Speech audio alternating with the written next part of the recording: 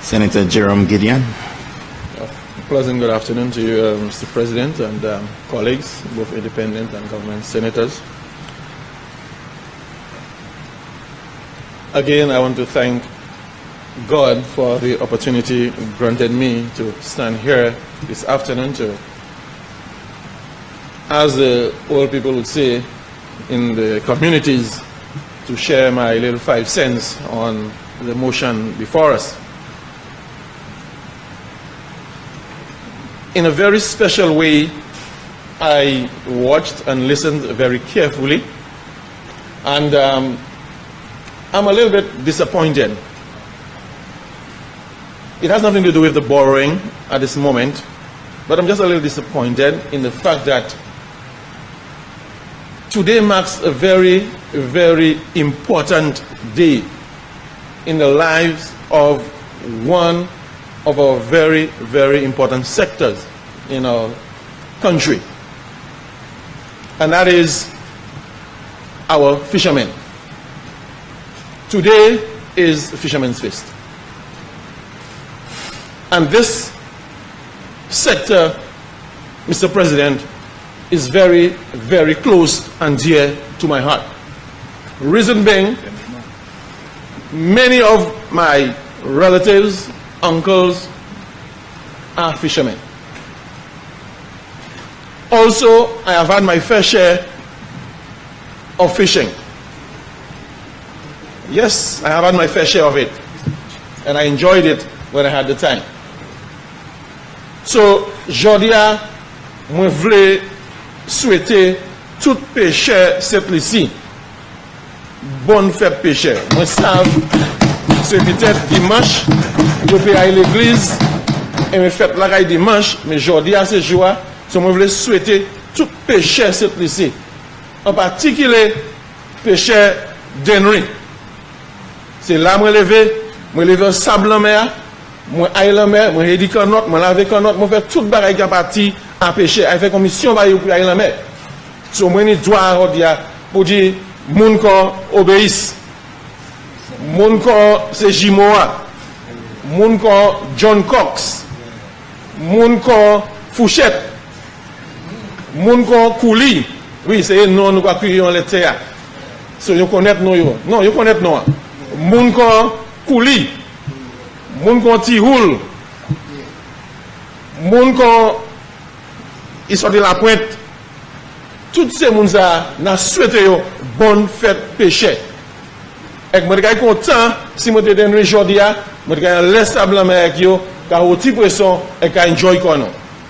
Ma oublié mon connexion. Et monsieur fait ou non, Denry, bonne fête pêcher pour ça. Mr. President,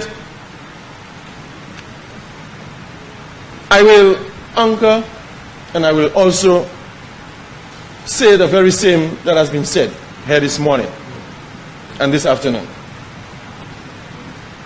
There is no problem in borrowing. We all know that you have to borrow.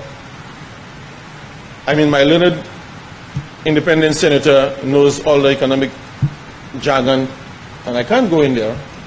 I'm not an economist. I think we have the leader of government business also, economist also.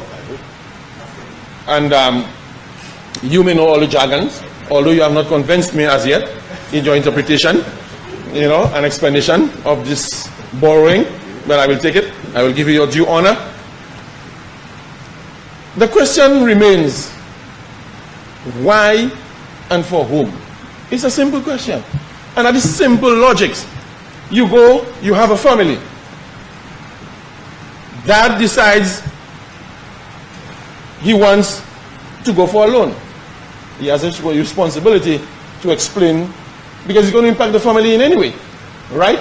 It's going to impact the family. Why are we borrowing such and such at this time? Is it to buy a new bed? Is it to feed little Javel who wants to go to university? Put some money on the side for him? Is it for little Janine who maybe needs a brand new pair of shoes and we haven't got the money at the moment? So we need to know. Ouais, moi voulais parler langage as basic. Je ne parle pas de ici. C'est pas moun de ici à moun pour parler bail. Moi pour parler bail c'est moun là qui en commune là, différents communes là, c'est moun là qui a senti peine là, c'est moun là qui ni pour vivre travail et payer l'argent ça. C'est yo moun pour parler bail. And I want to say and talk about the fishermen.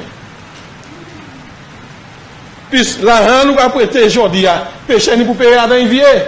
Puis yo ka aller en cabaret, yo ka aller en boutique, yo ka aller en magasin, yo ka aller en gas station, yo ka aller tout partout et dépenser ti l'argent yo fait la mer. So il est important pour yo savent les gouvernements qui a prêté ensemble 3 millions de dollars. Qui ça yo ka joindre from ça? Mais vitement yo ka gagner 75 cents rebate en le gaz. Chaque gallon gaz yo acheté, yo ka gagner 75 cents rebate. Meeting j'ai fait d'Henry avec différents monde avec parole là c'est yo pas jeune rebate ça encore après l'année yo un rebate l'année passée l'année rebate l'année ça yo peut pas joindre. So that was 75 cents per gallon. Now today come July 1st gas is going up by 1.5 or by $1.50 on a gas tax, making it $4. I heard a minister said that persons in St. Lucia don't buy gas by the gallon, so that won't affect the pockets. That won't affect the pockets. Mais moi, je veux dire aujourd'hui, l'on allait boire la mer, Monsieur le Président, yon pêché qui a gagné 4 bidons de gaz pour aller la mer par jour.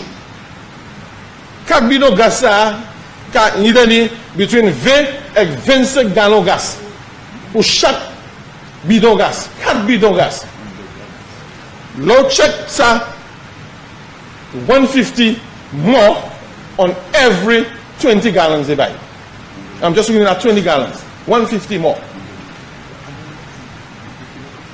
$150, I mean, not 150 cents, $150. By 4, how much that comes to? By 4.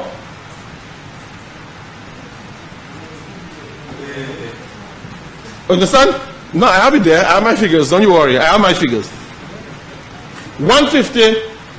I'm looking at 4 gallons of gas. 4 of these 20-gallon tanks. Yeah? You pay at least, I'm just going to put borderline, $750 more. $750 more. Now, pêcher ça, aller la mer, il pas pour pression.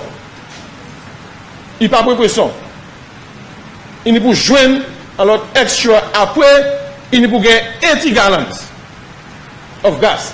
Now, one of these gallons will take anywhere between $250 to $300 to fill it. Yeah? So, pêcher, qu'a dépensé un chay là en gaz. Vous comprenez? Vous pouvez dépenser un chay là en gaz. Si c'est un ça aller la mettre 3 fois pour 6 semaines là, qui n'est pas pour rien. Il n'y a pas pour rien. Il y a pour joindre l'argent pour vivre replacer ça. Now, est-ce que vous savez manière 150 ça added à les 250 qui a affecté yo? And these are the same persons who have to go to the shops. They play a very important role in the community. They play a very significant role. So much so, Yomade, si les 150 ça a venu, après nous avons prêté 103 million. 150 c'est pour un échimé, yo dit. Right? Allez la map and chimé. But during our time, we have certain areas or certain persons, certain populations that were exempted. Certain populations were exempted. Bus drivers were, farmers were. But now it is round the clock. Everybody pays. So you think a fisherman will be happy? Let me explain ça by ces pêcheurs. Vous savez, regardez-moi, ils passent à comprendre ça. Ils passent à comprendre ça. Mais yet still, après ils ont payé autant d'argent towards one échimé, ils still ne peuvent payer tax towards $103 million that they prêter. Yes, and then we have a government that wants to help St. Lucians. That's what we said. We are helping St. Lucians. Yes? You took that into consideration when you did that? Did you take that into consideration?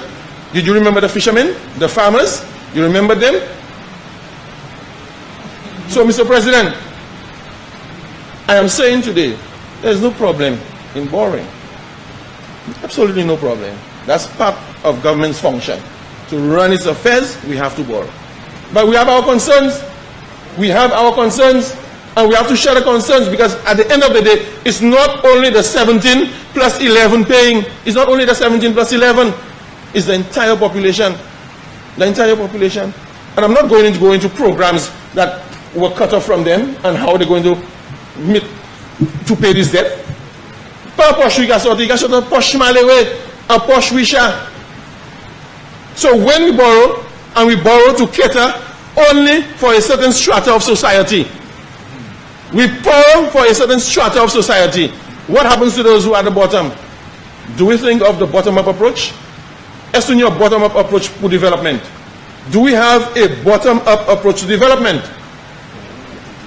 Do we have that? Or, as we normally say, we just create a platform for all our petty bourgeois to enjoy. All our petty bourgeois to enjoy. It's going to come out, it will come out in time. In time it will come out. The cabal will come out. So, Mr. President, no problem. Tell us why. Tell us who's going to benefit. Show us. As my colleague said, are we going to put all our eggs in one basket? Because it seems that is the concentration of this government. This government is concentrating only once in one sector. Equivalent was say Selma tourism. Selma tourism. They don't care about the arts. They don't care about that. They have no respect for arts and culture in St. Lucia. Look at what they did. Look at what they did. And we're not saying it because we want to say it. The examples are there. The examples are there. It is there. So how are we going to explain to these people that we are going to borrow 103 million for capital projects to run government business, budget expenditures, and we are not in it? We are not getting a cent from it. Yet still we have to pay taxes to repay. 1.5% didn't help the poor people of this country.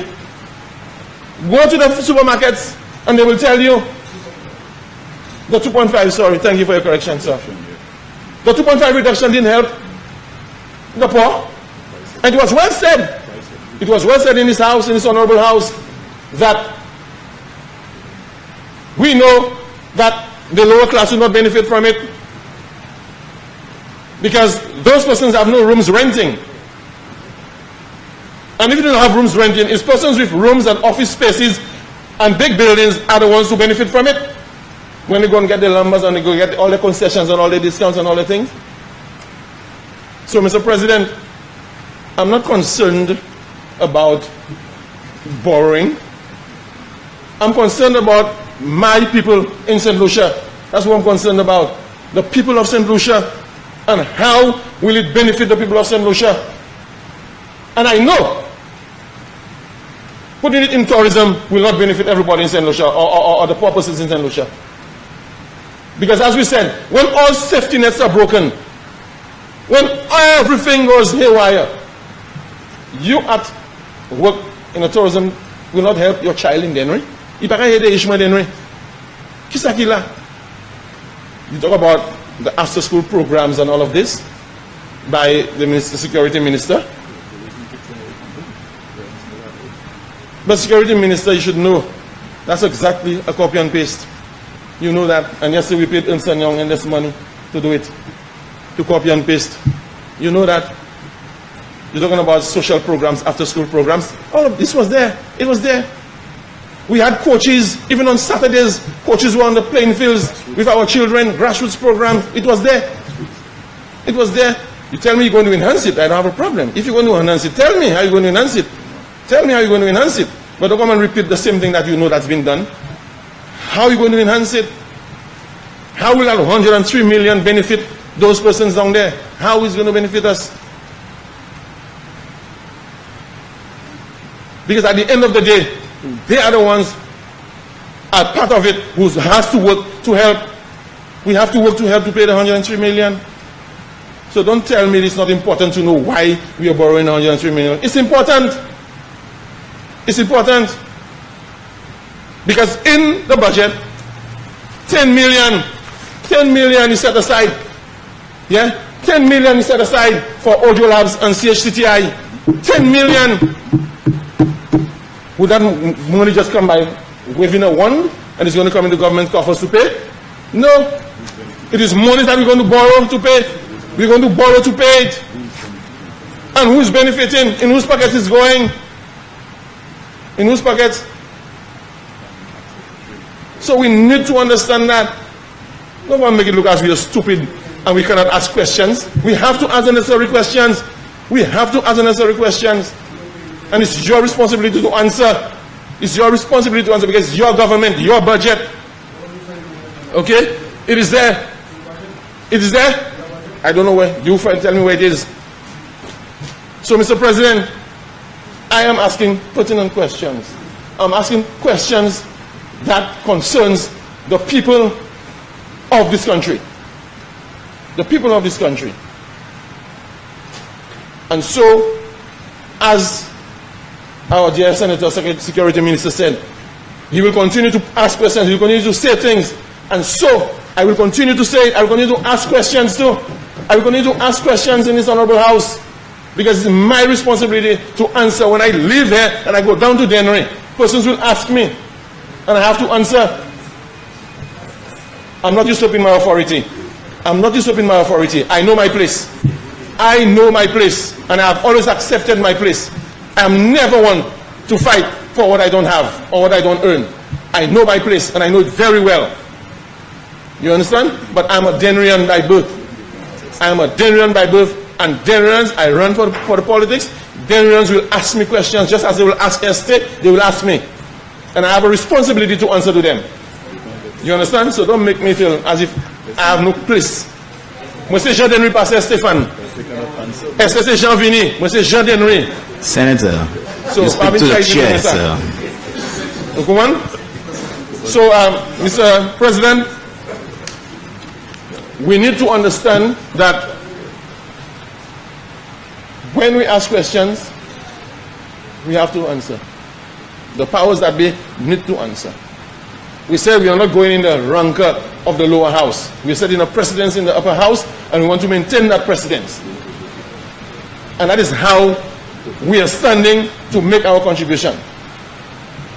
Positive questions, questions that need to be asked. And we will ask it.